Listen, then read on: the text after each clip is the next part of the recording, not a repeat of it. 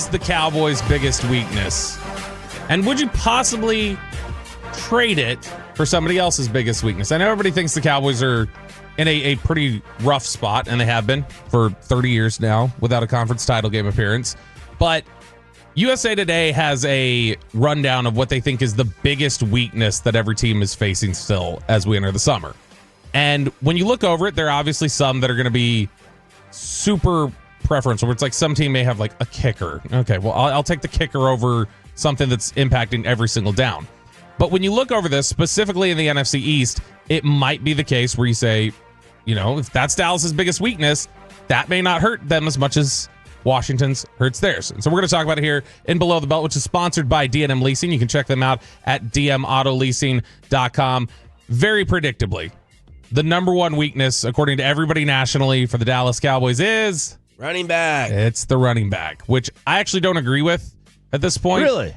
Because they drafted a Longhorn? No, because to me, they've done so much work to try and fix the actual trenches and just like create space that way, that's a more solid position to me right now than figuring out whatever the hell they're going to do at corner.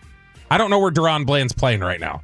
I don't know when Trayvon Diggs is going to be back. I don't know if they can count on Kalen Carson at this point. I don't know any of these guys they traded for. Corner, I really don't have any sort of like solid answer of that guy's playing there all season and he's going to be good. I just don't know that answer right now. And that's something that I think we're going to see them when they get to the end of minicamp.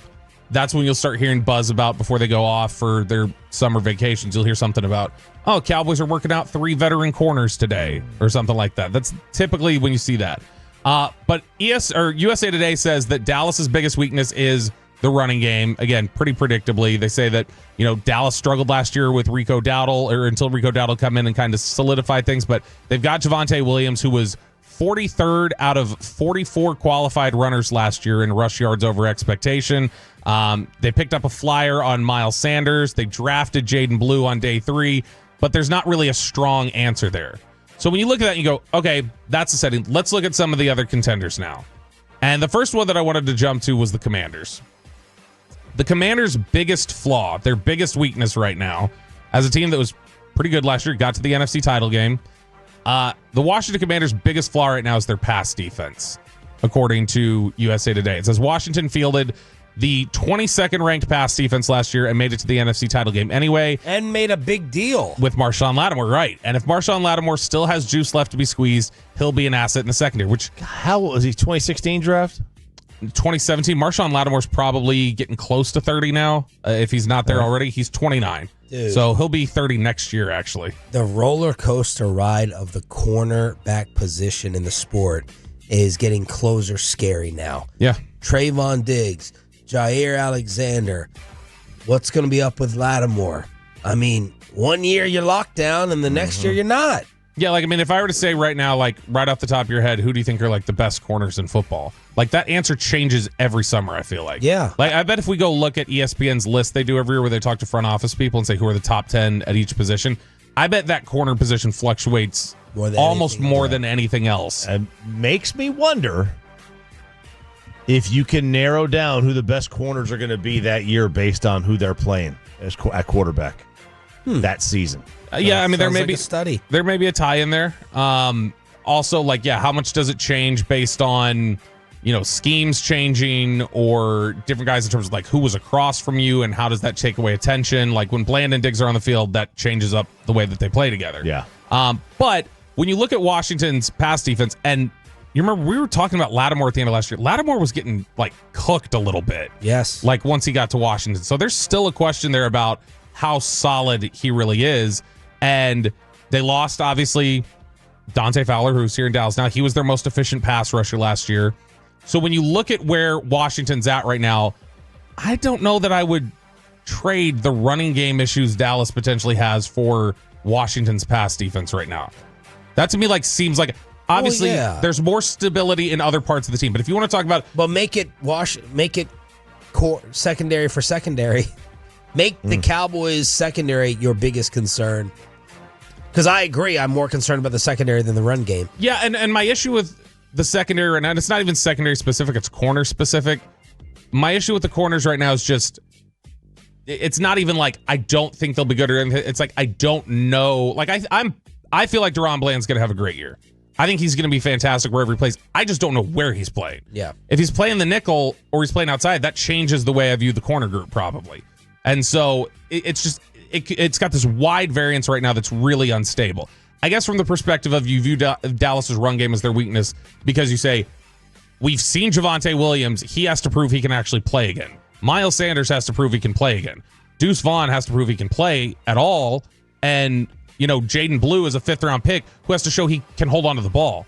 Jaden Blue, we haven't talked about that a ton. Jaden Blue's fumble issues at Texas were basically the worst in the country. He is a fumble machine at Texas, and that's something that there's some concern about. But overall, I think when you look at... I feel like the Dallas Cowboys did not fumble the football last year. I need to be double-checked on that. Peyton, you can do that. Yeah, they're throwing too many interceptions. Check on the fumbles, because I don't remember a lot of fumbles. I bet they're bottom 7 in the league in terms of fumbles lost. Let's see if this makes you feel any better again.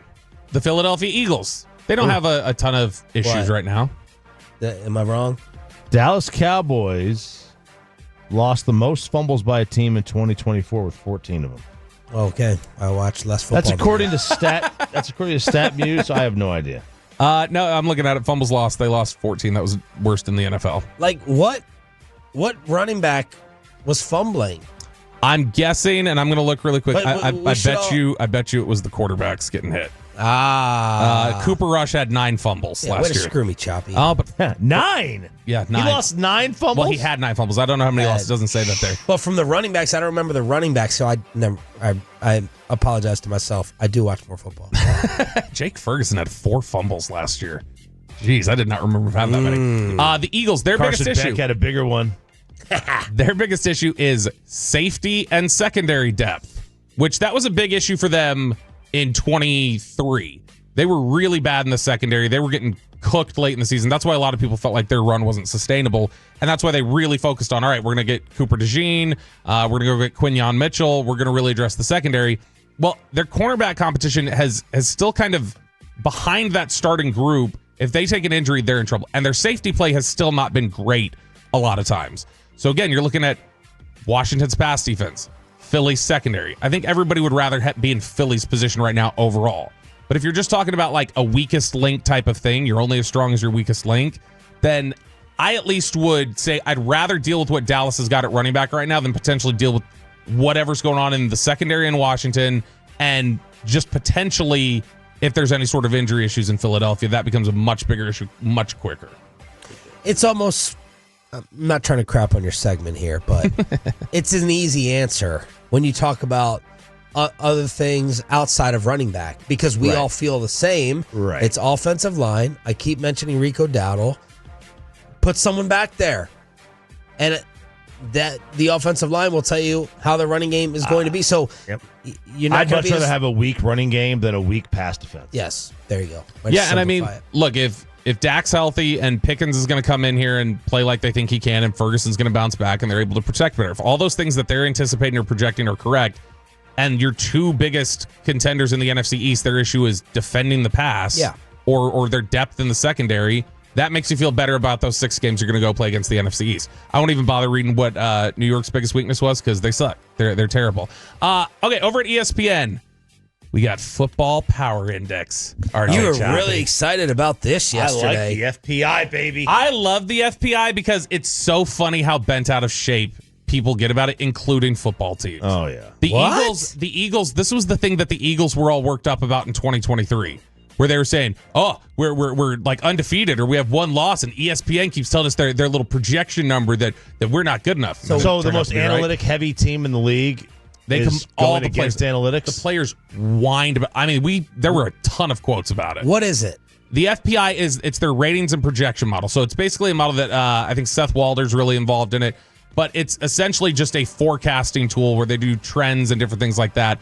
And they try to project out odds. They do a bunch of different simulations to see what your odds are of winning your division, getting in the playoffs, winning the Super Bowl, whatever else. So this has been typically, like anything else, their model generally reflects pretty well on people that we saw last year and thought were really good. And so it doesn't stray too much. But they do not like Dallas. The FPI this year does not like the Dallas Cowboys. ESPN projects them to go 8-9 next year, And that record would give Dallas a top 10 pick in 2026, according to their model. They have just a 30 point loaded quarterback class. They have just a 30.6% chance to make the playoffs. That's the 25th best odds in football of getting to the postseason. FPI only gives Dallas a 12.2% chance to win the NFC East, which means that their model puts Dallas way closer to the Giants than it does to the Commanders or Eagles. What are the Commanders and Eagles? The Commanders and Eagles are at like 45. They're in the 40 range of winning the division. So, and Dallas is 12, and then I think the Giants are like 2%. So it puts it. That clearly says Washington and Philly are separate from Dallas. They've got just a 2.9% chance to make the Super Bowl according to this model, and a 1.4% chance to win it, which means the Mavs had better odds of getting the number one pick than FPI believes the Cowboys have at winning the Super Bowl the in Mavs 2025. got it. The Mavs They got did. it. We've already set a precedent, baby. That's what we've done here. For comparison, last year, though, FPI, again, it doesn't always knock it out of the park. For comparison, the Cowboys had the fourth best odds of winning the Super Bowl last year heading into the season. And that was behind the Lions, 49ers, and Chiefs. And I don't know if you guys knew this. The Lions, 49ers, and Chiefs, none of them actually won the Super Bowl last year. So that didn't happen. Some of the teams that the projection really likes on the model, they're big on Cincinnati as a bounce back. Cincinnati right now is considered a top 10 team. They're a little bit softer on Detroit. Detroit's lower than Philly, Kansas City, Baltimore, and Buffalo on the projections for how they're going to play this season. I'm trying to remember where I saw this yesterday. Somebody had a projection that they thought Detroit was going to be a 9 or 10 win team yesterday, like somebody in media. Ooh. And it was not like an ESPN hot ticket. They got a tough schedule. I mean, like that's not going to stun.